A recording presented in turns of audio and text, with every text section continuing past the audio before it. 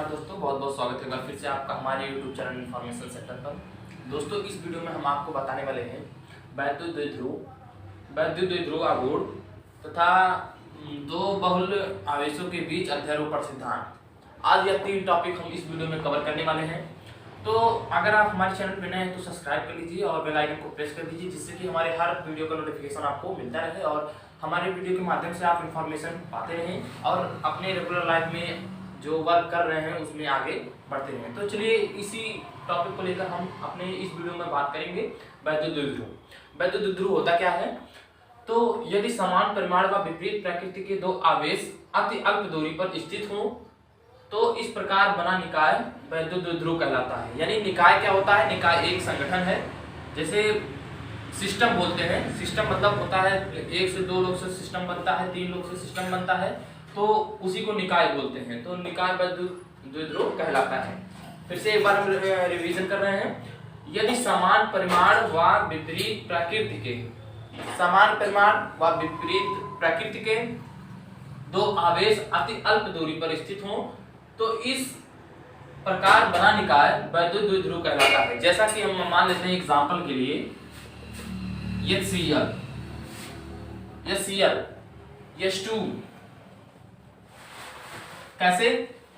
ये सब हमारे क्या है? धातु हैं। तो परिमाण एक ही है व विपरीत प्रकृति के हैं, क्योंकि ये H है हाइड्रोजन, ये Cl है क्लोरीन, ये प्लस मिलके ये Cl बनता है हाइड्रोक्लोरीन।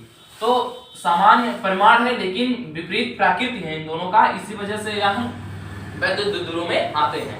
तो सिंपल सा वही फिर से, यदि समान परिमाण व विपरीत प्रकृति के दो आवेश अति अल्प दूरी पर मतलब बहुत ही नजदीक, ठीक है, अति अल्प दूरी पर स्थित हों तो इस प्रकार बना निकाय वैद्युत द्विध्रुव कहलाता है। तो आई होप आपको समझ में आ गया होगा। उसके बाद अब हम बात करेंगे वैद्युत द्विध्रुव आघूर्ण। वैद्युत द्विध्रुव आघूर्ण क्या होता है? तो एक आवेश का मान तथा दोनों आवेश के अल्प दूरी के गुणनफल को वैद्युत द्विध्रुव आघूर्ण कहते हैं। क्या? एक आवेश का मान, जैसे हम एक आवेश यहाँ पे ले रहे हैं, इसका मान कुछ होगा, प्लस हो या माइनस हो, इसका मान होगा 25 कूलाम। क्या होगा? कूलाम।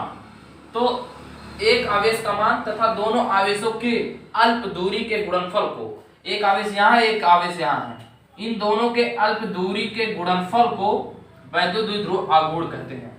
मतलब दो आवेश, सिंपल सा दो आवेश हम लोग ले रहे हैं, इसका मान कुछ होगा, इसका मान भी कुछ होगा, तो इनके आवेश के मान को तथा इन दोनों के अल्प दूरी, ये अल्प दूरी यानी थोड़ा सा दूरी है, तो अल्प दूरी के गुणनफल यानी इन दोनों का मल्टीप्लाई कर देंगे। 25 है और ये 5 है, इन दोनों के बीच में 5 मीटर का है, तो 25 और 5 का गुणा कर देंगे तो हमारा ये निकल के आ जाएगा। इन दोनों के दूरी के गुणनफल को वैद्युत द्विध्रुव आघूर्ण कहते हैं। जैसे होता है P इक्वल Q/D, इसका फार्मूला होता है वैद्युत द्विध्रुव का P इक्वल Q/D, ठीक है। अब हम बात करेंगे कूलाम का नियम, यानी कूलाम का नियम क्या होता है और इसके जो फार्मूले होते हैं वो क्या होते हैं। तो दो आवेशों के मध्य लगने वाला आकर्षण तथा प्रतिकर्षण बल Q1 व Q2 के गुणनफल के अनुक्रमानुपाती तथा उनके दूरी r के व्युत्क्रमानुपाती होता है। जैसा कि हमने ले लिया Q1 और Q2, तो इनके गुणनफल के अनुक्रमानुपाती तथा इनका दूरी के व्युत्क्रमानुपाती मतलब उल्टा, व्युत होता है उल्टा, 1/r² होता है, और अनुक्रमानुपाती मतलब होता है Q1 या Q2।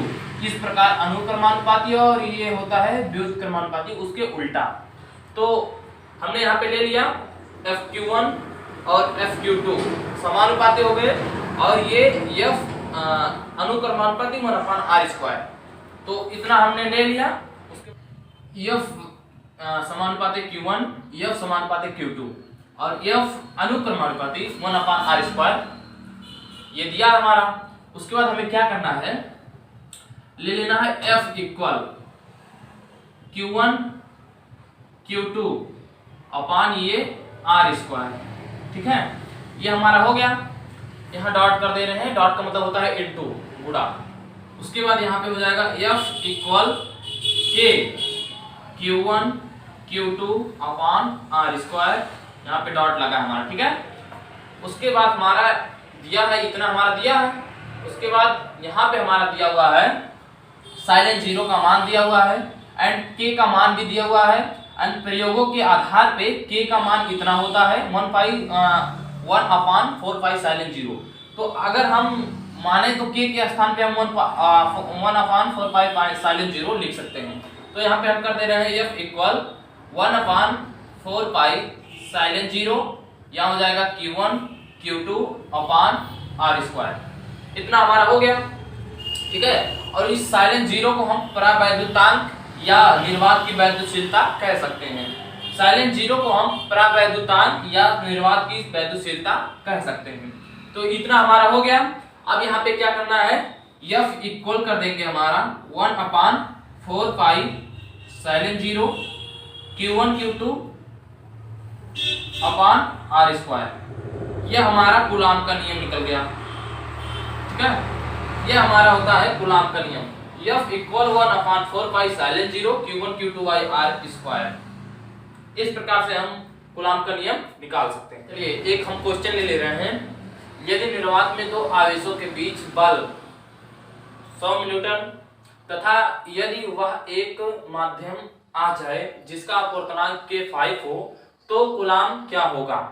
तो एक हमारा फार्मूला होता है जो कि मैंने आपको नहीं बताया है, तो अभी बता रहा हूं। यदि वहां माध्यम हो जिसका अपवर्तनांक n है, यदि वहां माध्यम हो जिसका अपवर्तनांक n है, तो उसका बल जो होता है F डैश इक्वल होता है F अपॉन n। क्या होता है, बल अपॉन n यानी अपवर्तनांक।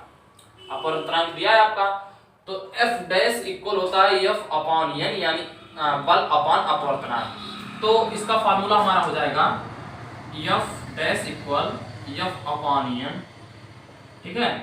तो यहाँ पे F हमारा दिया हुआ है 100 न्यूटन और n हमारा दिया हुआ है 5 स्मॉल n, जिसे तो इसी फार्मूले पे हमें इसको रख देना है। तो यहाँ हो जाएगा 100 अपॉन 5, तो 20 25 100, तो ये हमारा हो जाएगा 20 न्यूटन। कूलाम को किसमें हम चेंज करते हैं, न्यूटन में। तो इसका हमारा मान हो जाएगा 20 न्यूटन। ये हमारा आंसर हो जाएगा F डैश का मान। तो इस प्रकार से हम कोई भी सवाल का आंसर निकाल सकते हैं। आपको आई होप आपको समझ में आ गया होगा एंड आपका डाउट क्लियर हो गया होगा।